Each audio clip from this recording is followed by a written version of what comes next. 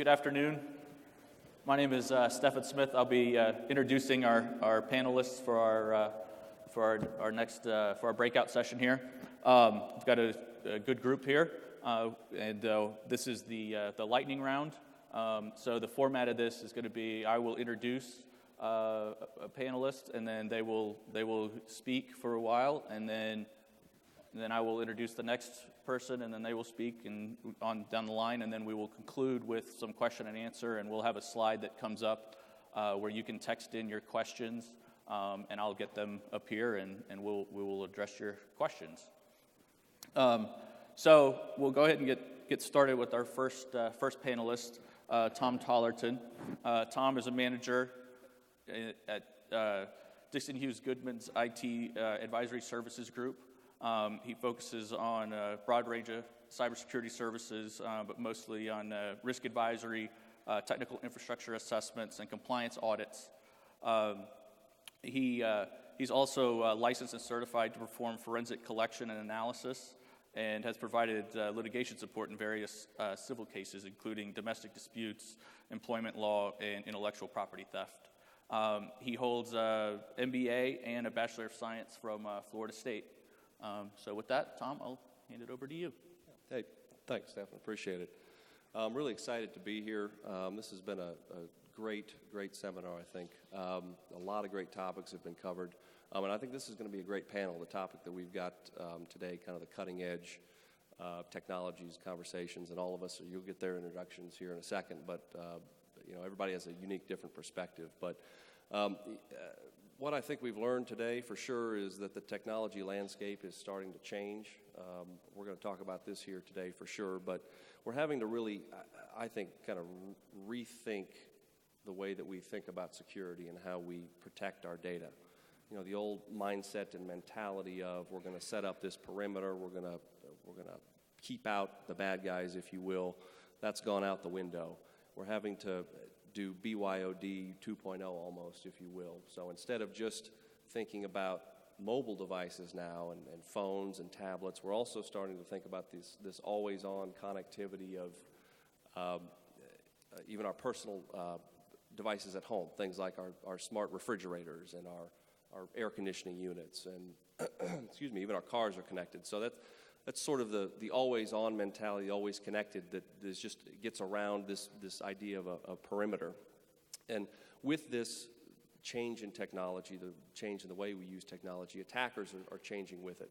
There's still this cat and mouse game that's going on between attackers and security professionals, attackers and victims, if you will. And so they're really becoming much more sophisticated, and I think, quite frankly, they're beating us, at this game. They're thinking much more strategically. They are much more sophisticated from a syndicate perspective. There are literally, I'm sure you can tell us, Anthony, data centers and operation centers of these criminals, and ransomware. There are literally support centers that you can call if you get infected with ransomware to get support to actually help pay, to help you pay the ransom, which is just crazy to think about. But so they're thinking about new attack models. This model of data extortion versus traditional data exfiltration.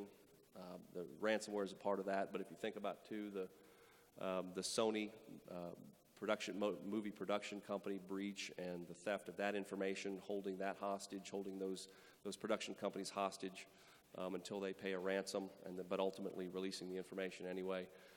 This is just, as opposed to just trying to steal data, financial data, health information data, it's now the end game is all financial. How do we steal this information and make it valuable? We don't necessarily need it, but it's valuable to the person that we're attacking or the entity that we're attacking, and they're just finding ways to do that. But back to constant connectivity, we've heard this ubiquitous term, the Internet of Things, and I mentioned a second ago all the devices that we think about that we have at home. Obviously those are starting to infiltrate, if you will, our businesses and our hospitals. If we think about medical devices, I think there was a great conversation last night at the reception, dinner reception, about medical devices and the compromises that they face. there are a ton of risks associated with these Internet of Things devices that just don't get thought about during development. There's a lot of challenge and struggle around that, I think, and we're struggling to keep up with trying to secure those devices. And I think there's a whole host of reasons behind that, but I think it kind of boils down to sometimes just a lack of security mindset. The developers that are putting these devices together don't think necessarily that there's a vulnerability plane on the device. It does this one tiny little function, that's it. You know, it's a glucose monitor, or it's an insulin injector device. What could that what vulnerability could there be to that? And the reality is, in the work that we do, frankly, in our penetration tests, sometimes Doug Jamber, my cohort over there, will actually, when he does his pen tests, start with identifying uncommon devices, finding those devices on corporate networks, and trying to compromise them via their web browser or telnet session, and just see if there's a hard-coded password installed, or if there's a weak default password, or if there's a password that's unencrypted, stored unencrypted on the device that might actually be used elsewhere on the network, say as a domain administrator, something that actually has much more privilege than just that one little device. So we still haven't gotten our minds around kind of securing those smaller devices, excuse me, those lesser devices that might not seem to be immediately vulnerable. So I think in closing, in summary, for my opening piece, we've got to start thinking beyond what these devices are designed to do, what they can do. We've got to think about what they weren't designed to do and can do. So it's we've got to think about technology, not just securing it, but what it can be used for. And I think close with that. Great. Thanks, Tom. Our next panelist is AJ Della Posta. AJ is with Checkpoint Software Technologies. He's a security engineer there and has been there since 2014. He has extensive training in Israel in gateway deployment, DDoS protection, and ransomware. And he has a passion for exploration and understanding of the ever-expanding digital world. So with that, I'll hand it over to AJ, who will talk to us a little bit about ransomware. Thank you very much. So yeah, this afternoon I'm going to talk a little bit about ransomware, which sort of fits into what Tom was talking about with the Internet of Things. So ransomware being high in the headlines and really on a lot of people's radar, is definitely something that we have to take very seriously. So what I've brought together here is essentially a survival guide. There's a lot of information on ransomware, but not a lot of practical information on what do you do, what does it look like, what are the basics. So we wanted to cover that. So we're going to go into a little bit about the history, how to prepare, what to do when you're infected, and the post-infection cleanup. So ransomware is not a new attack. It's been around since 1989. The first ransomware attack was actually done by a doctor, an AIDS researcher actually. And the motivation was to raise research funding. So he distributed encrypted 5.5-inch floppy disks. And when that infected your computer, you had to pay him $100 to essentially unlock it. 2015 saw a massive surge in crypto ransomware. Crypto ransomware being ransomware that encrypts the physical data on the machine and will not release it until you pay the ransom. Why is it resurging? It's cheap, it's easy to deploy, and you're almost guaranteed payment given the right targets. And with Bitcoin and the advent of cryptocurrency, you're guaranteed a fast and secure payment option. In 2016, ransomware alone, I shouldn't say will be, is a $1 billion industry globally, and that's from the NSA. And that's not malware in general, that's specifically just ransomware is $1 billion worth of activity. So a basic graph to show the increase in crypto ransomwares in the yellow that's represented. In 2005, it sort of had its first time in the spotlight, took a little bit of a backseat, and then in 2013, 2014, 2015, obviously 2016's data is pretty impressive with that.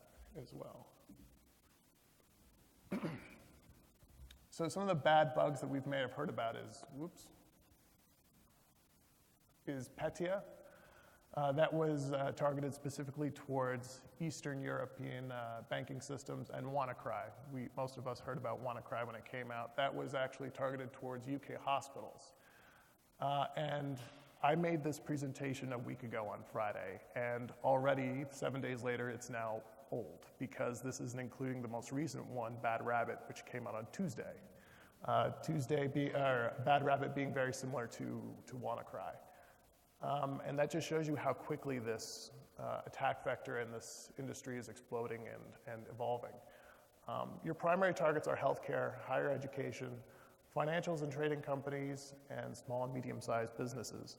Reason being, these are high-value, no-impact businesses. They can't afford to go down, specifically healthcare.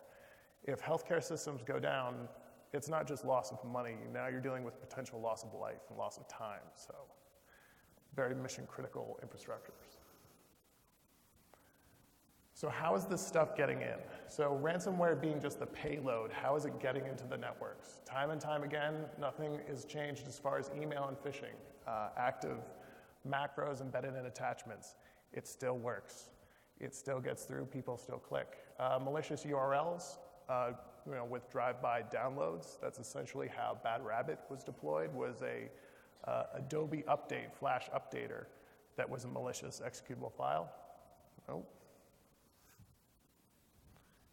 Polymorphic malware that is sandbox aware, that just essentially lies and waits for the right time to become active.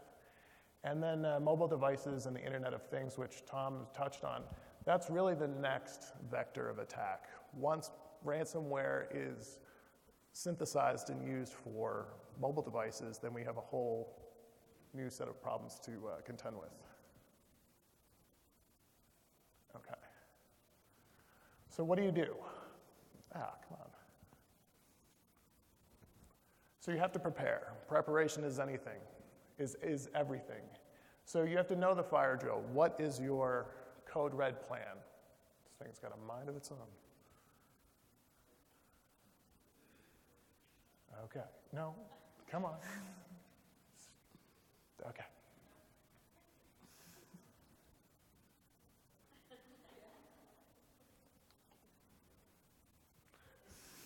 Know the fire drill. Basic safety precautions, patch. Educate your employees. Remove end-of-life equipment. It's end-of-life for a reason. It's not just to sell you more things. It's end-of-life because it represents a noticeable attack vector. Backups. And disconnect them when you run your backups. Your backups are useless if those are encrypted as well.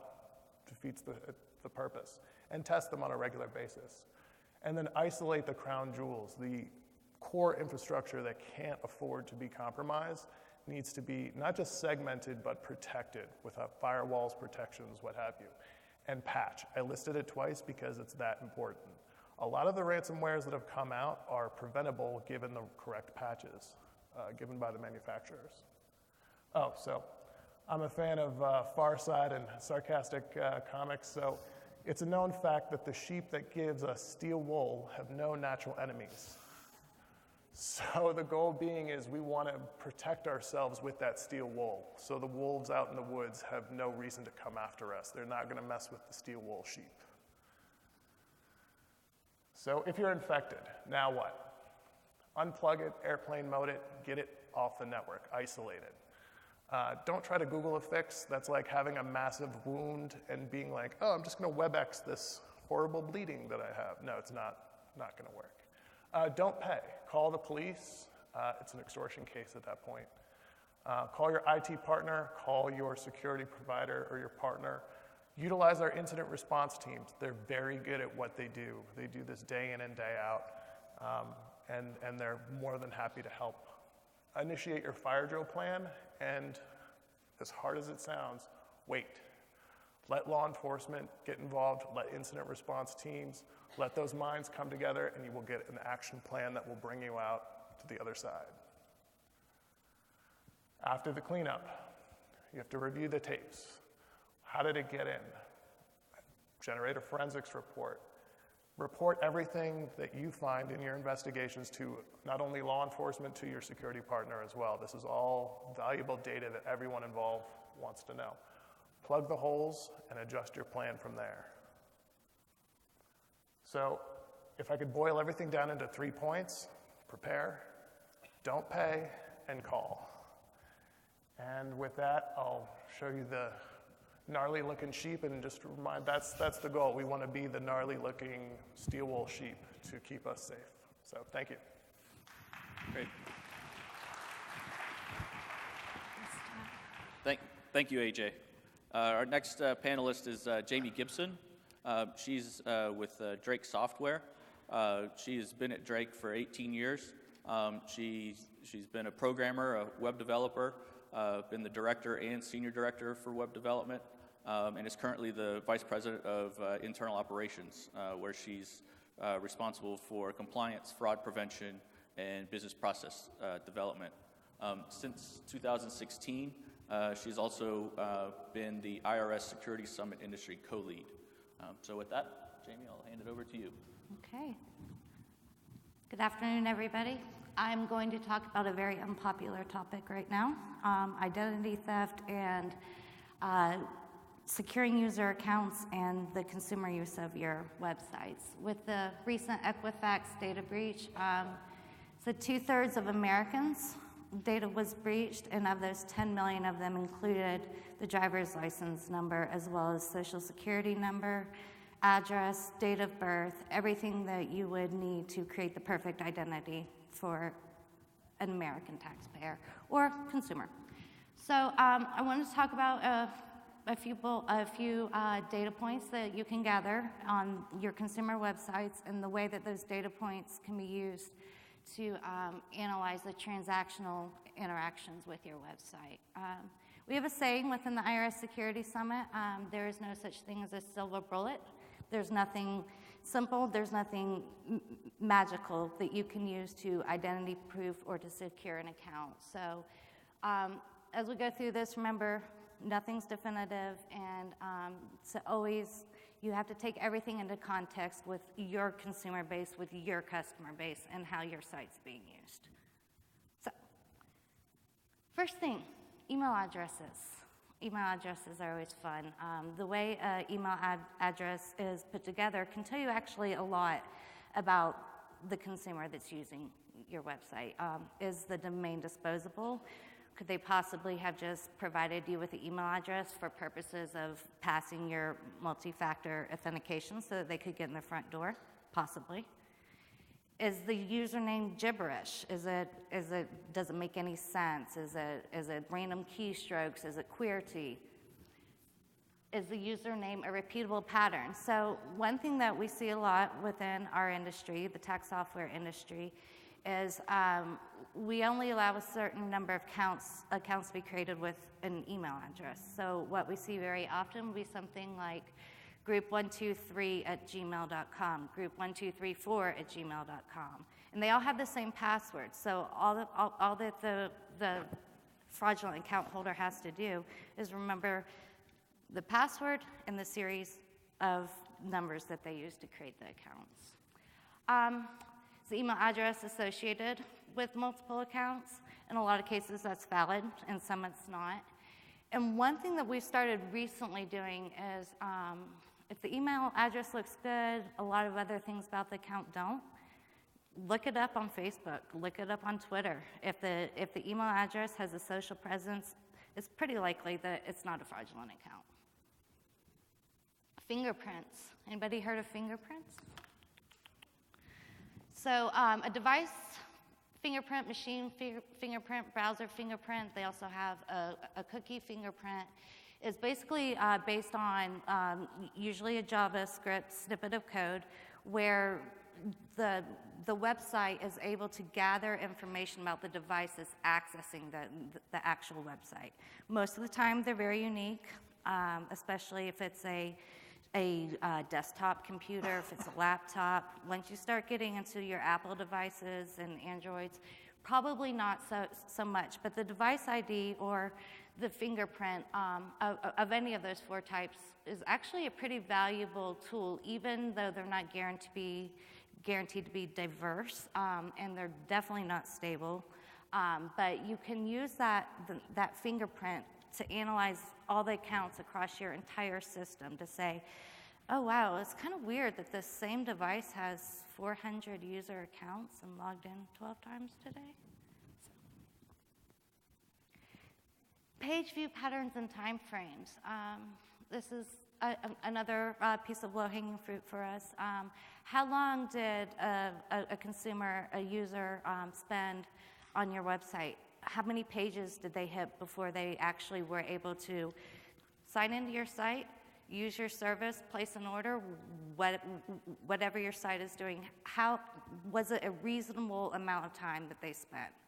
So let's say you have a 12-step checkout for your consumer site. Your login happened at 11:59. If they're done by 12 o'clock, something's wrong. Another thing that we also use page views and patterns for is to help us with bot detection. A lot of times, some of your pretty sophisticated fraud shops, they have a bot that goes through, completes the entirety of whatever they're trying to do on your website to exploit it. And then they get to the CAPTCHA, and we're like, oh, we got CAPTCHA, we're cool. You know, we're not subject to bots. That's not true. Many of these really sophisticated shops, they have a bot that runs, and then they have a human that just sits there, and she or he keys in CAPTCHA codes all day long. And finally, IP address. That IP address is still my favorite. I know it's kind of old school, but there's a lot of information that you can actually get out of the IP address.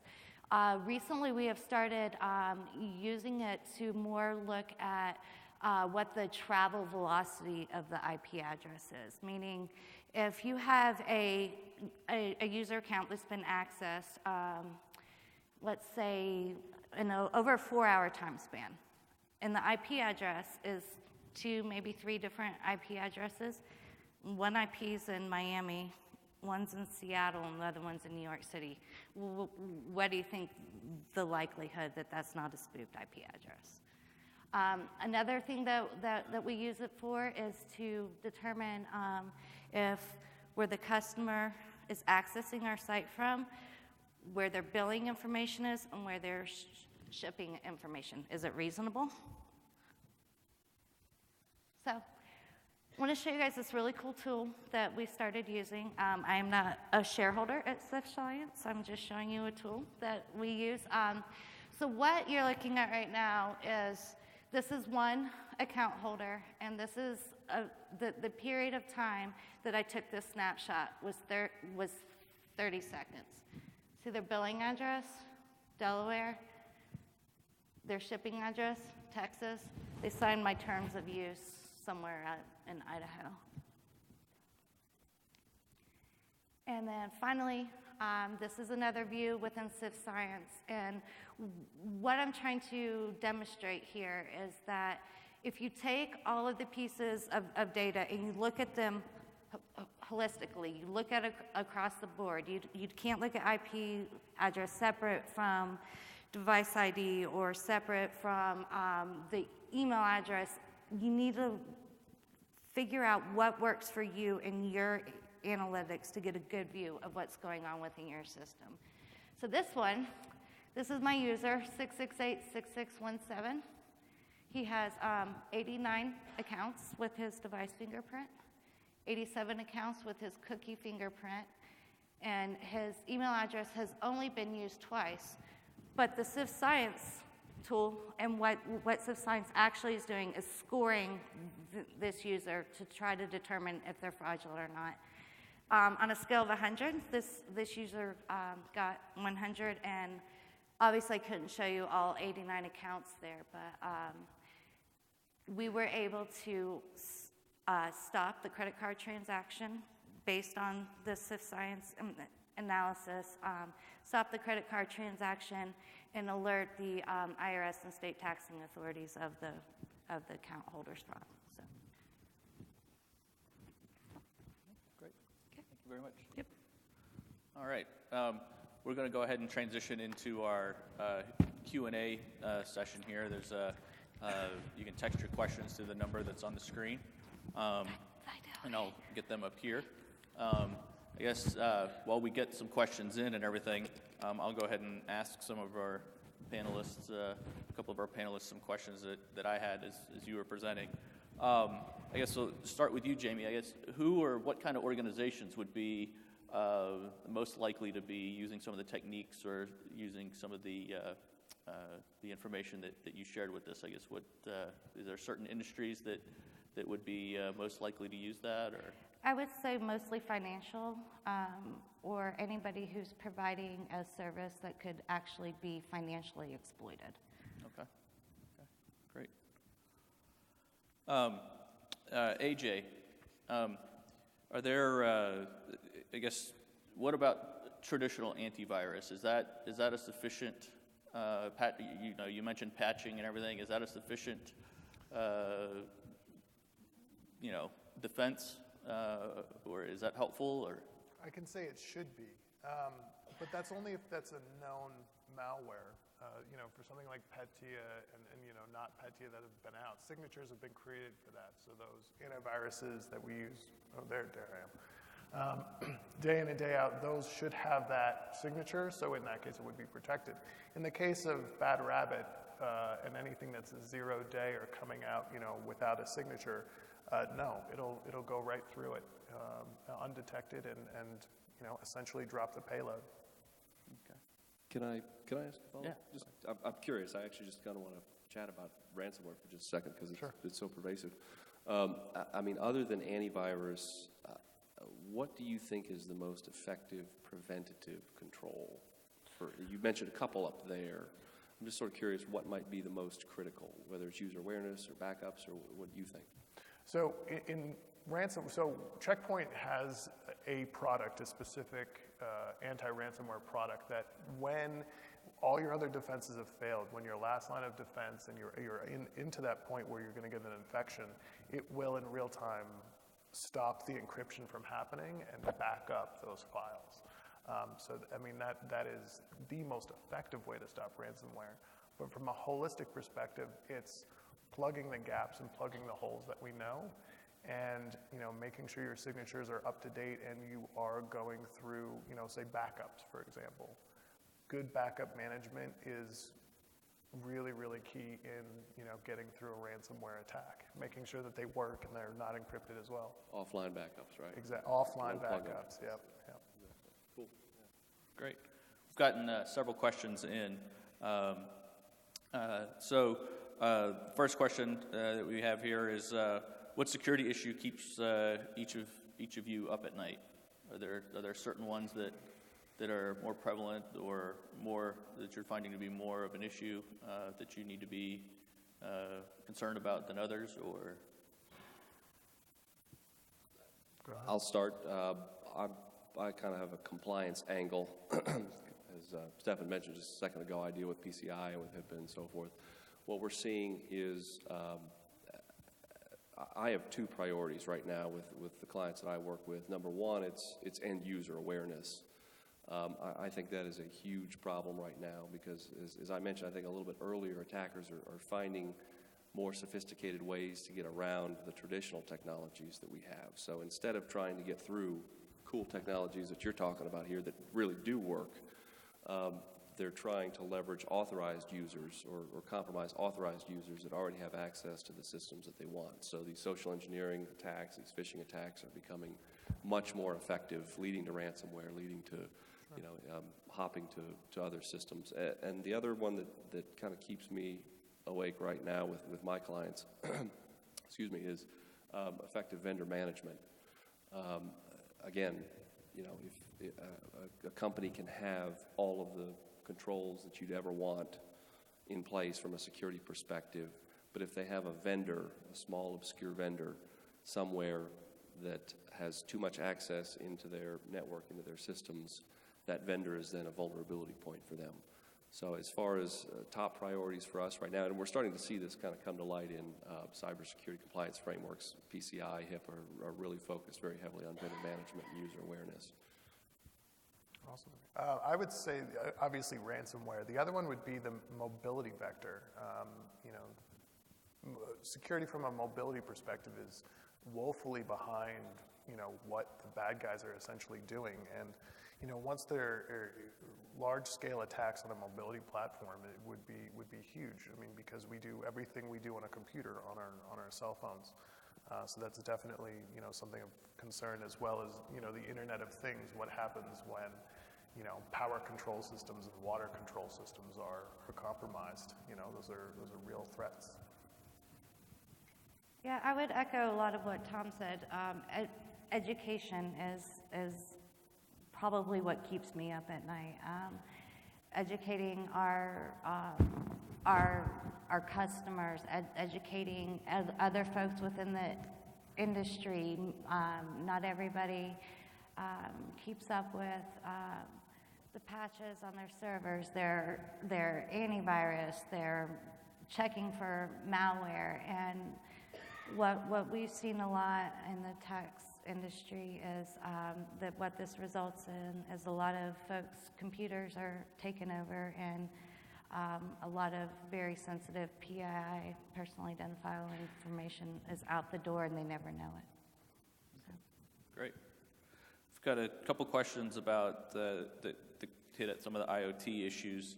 One question is, are there any thoughts on security and control of drone swarms and independent AI systems? And then another one was around implanted heart defibrillators. If it's a simple question of if you didn't get a password for it, should you be calling someone to see if there is one, or finding out if there is one, and if so, what it is, and that sort of thing. Any thoughts on that?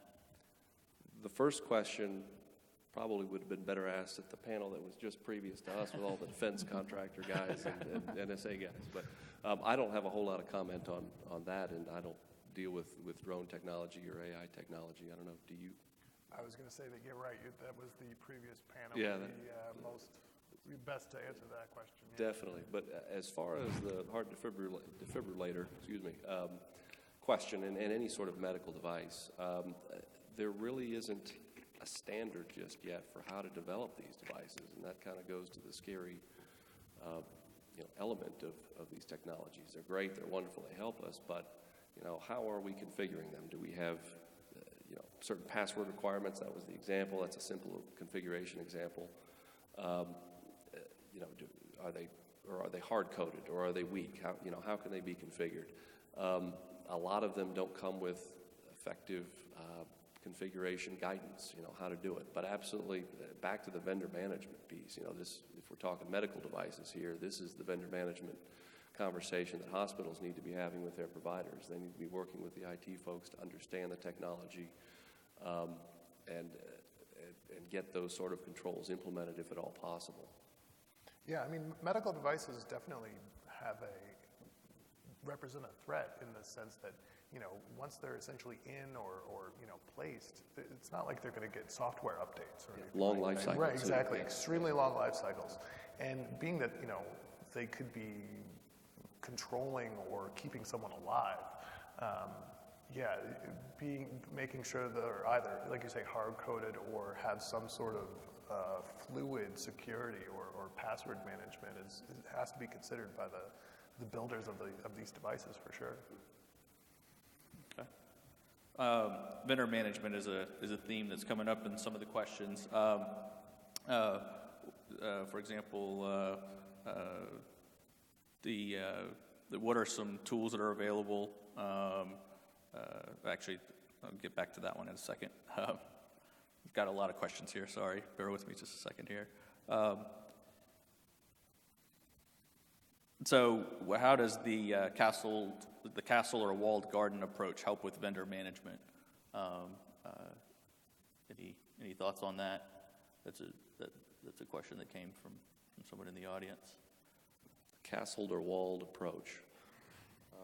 I had a similar question, kind of a derivative question of that is, what are some things from a vendor management standpoint that maybe you'd like to see? Yeah. Well, I think first of all, there's got to be a standardized process for how to handle vendors.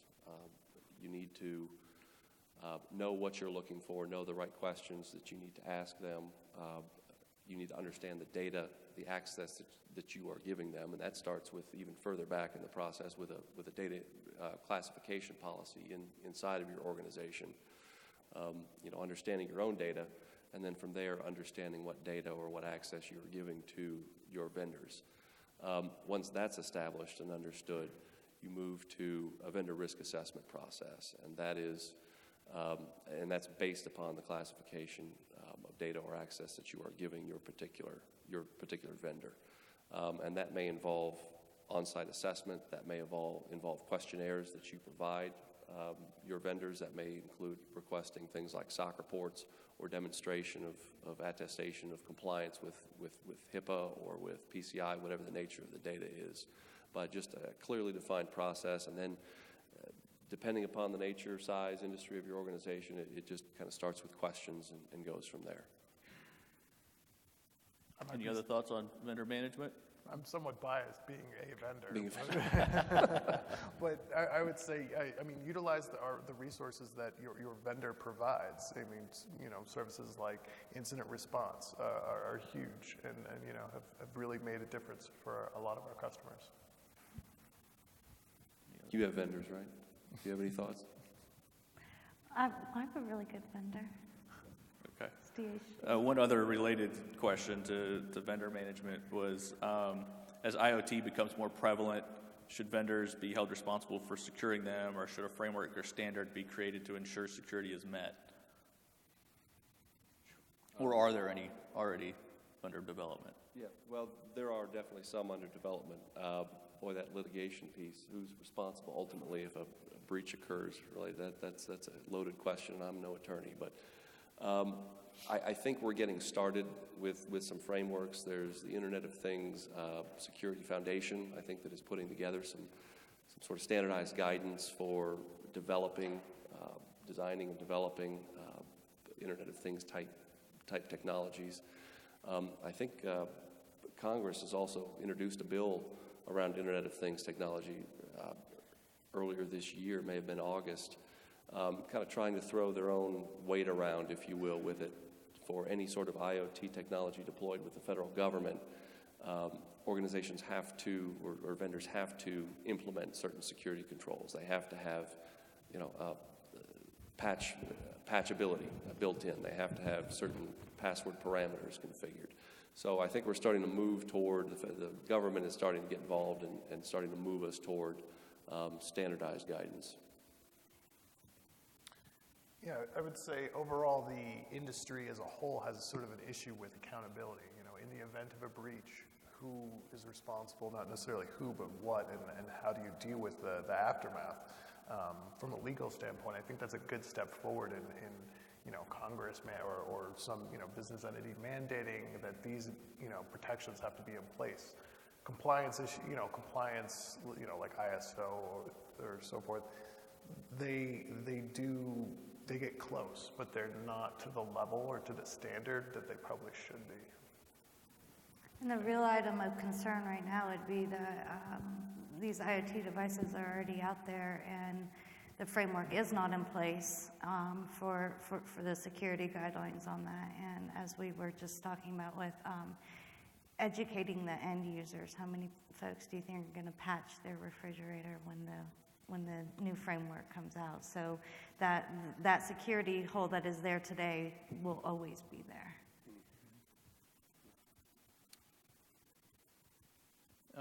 Here's a pretty specific question here. What about users who use a VPN daily? How does that affect the SWIFT science? Is any thoughts on that? Can you say that again? Repeat that? I'm familiar with the SWIFT science. What about users who use VPN daily? How does that affect the SWIFT science? SIV Science, yes. So you can actually, that's a really good question. We see that a lot, especially people who that use a VPN, let's say within a college. Everybody's coming through the same. You have to, as great as the tools are, there's always going to be some human intervention. There are times we'll get a IP address coming from a college campus. They were running a special there for preparing your taxes on our website, and so it's setting off all these alarms all over the place. So, you know, technology is great, tools are great, but you still got to look at it from time to time. And the great thing with tools like SIV Science, there's lots of them out there, is you can actually teach them. You can go in and say, okay, no, this subnet is okay. This subnet is not okay. You marked this guy 100% fraud when he's actually 0%. And these types of tools learn over time. So. Okay. Another pretty specific question. What are your thoughts on the recent discovery of the WPA2 key reinstallation attack? I didn't use the internet for 3 or 4 days. Making sure everything was up to date. From a vendor perspective, I mean, it's a matter of time. I mean, all those encryption, no matter how intense or whether they're RSA or how advanced they are, all that coding just takes its time. And in the case of WAP2, it was their time. It's gonna get. It doesn't mean it's completely worthless, but it means it's just going to spawn the industry to evolve and react. The interesting thing about that vulnerability is the cryptography is actually safe right now. It was the implementation of the cryptography into the WPA2 protocol. So again, attackers kind of trying to weave their way around the tough stuff and find what they can compromise. Fortunately, it is, I guess for the audience, it is patchable. I think most vendors are releasing patches, but again, it speaks to really the importance of a good patch management program. It's sure you fix that. Yeah, it's a perfect example of the cat and mouse game. I mean, they found the hole, it'll be plugged, or we'll move on to something else, to the next iteration. So there's also a question around tools. What tools are available to help developers analyze or quarantine potential threats hidden in open source code? Are there some favorite tools or preferred tools that? Open source code is tough. At least from what we deal with from a network perspective, we're looking at the network from a holistic vision. So I mean, Checkpoint has tools that really graphically display and organize a huge amount of data into a very manageable subset. With businesses large and small. So I'm sort of skirting the question, not necessarily for open source, but from a network perspective, that's really more what we deal with. I'm going to put you on the spot, Douglas. What's the tool that we're using? Is it called checkmarks? The checkmarks is a very standard, industry standard tool, I think, for source code review, and it's really effective in breaking apart the code, identifying vulnerabilities, delivering reports, and so forth. So hopefully that's helpful. Free plug for checkmarks there, but. All right. Last question I have here that we haven't gotten to yet is a pretty simple one. Is the PCI standard mandatory? It depends on Yes. Yes. It depends. It always depends, right? There's lots of different levels of PCI. If you're doing any kind of credit card processing, merchant card processing, and not going wholly through a third party, yes, definitely. But I'm sure Tom's just dying over here to say, but the minimum standards of the most basic level of PCI should be a due diligence that every company with a cyber presence is doing at absolute minimum. Best practices. Yeah.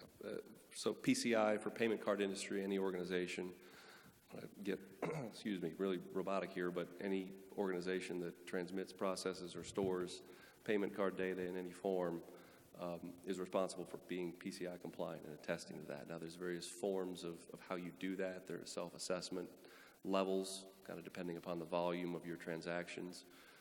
Larger retail merchants obviously have to, run the gamut and do the big report, which is called a report on compliance, and have a third-party assessor come in. But it is definitely applicable and mandatory if you transmit, process, or store cardholder data. Okay.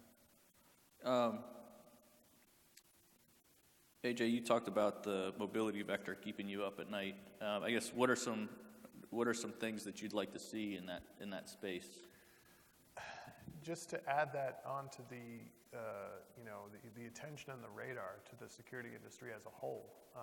There's a few other mobility players, Samsung and Apple, that are dipping their toes in the water as far as securing their devices. But, from an infrastructure standpoint, I cut out. We secure our laptops from a corporate standpoint, and we need to be doing the same with our mobile devices because they have access to the same resources, so they represent a pretty real threat. Okay. One last question came in here. I'll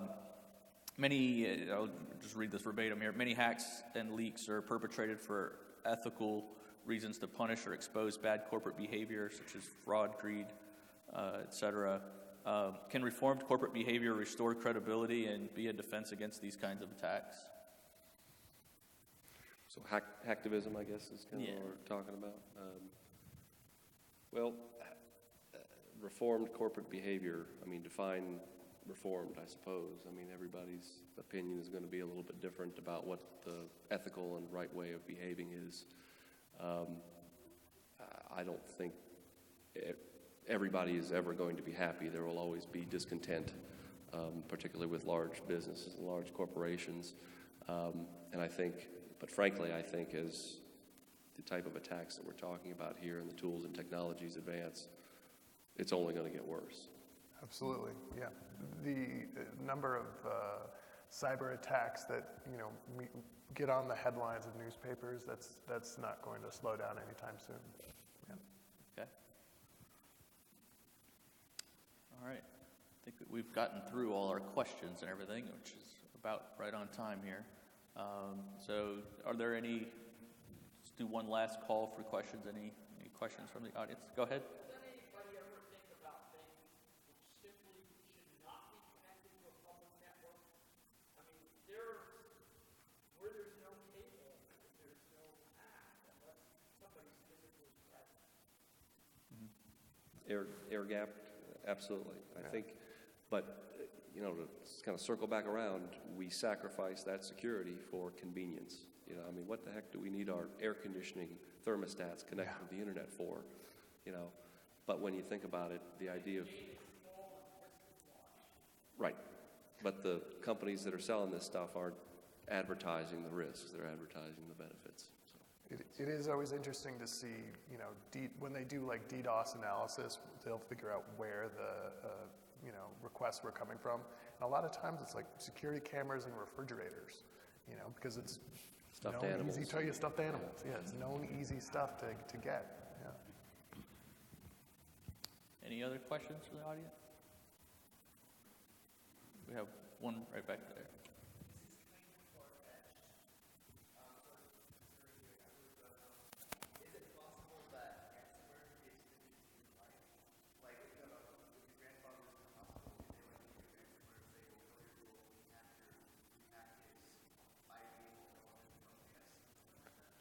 That would be interesting. I can sort of speak to that. My wife is being in healthcare. Highly unlikely, but it is possible. I've dealt with a number of DDoS and ransomware cases in healthcare, but you would hope it wouldn't be that malicious and that torturous, but it's certainly possible. I think there has been a case of a pacemaker actually being compromised. It wasn't ransomware, but it was compromised. And maybe not that far-fetched. I could see maybe as we get more interactive with these devices that are in us or helping us, there will be ways of, because right now you get a splash screen with ransomware. Right. You're told, hey, here's what you have to do. That would be a little difficult with a pacemaker and such. But I could see that as we interact with them more, they give us more information. That could potentially come down the pike. It's a good plot to like a Stephen King book. All right. Any other last-minute comments from the panelists or anything like that? Did we miss anything? All right. Well, Appreciate being thank here. you, everyone, for joining us here, and enjoy the rest of the conference.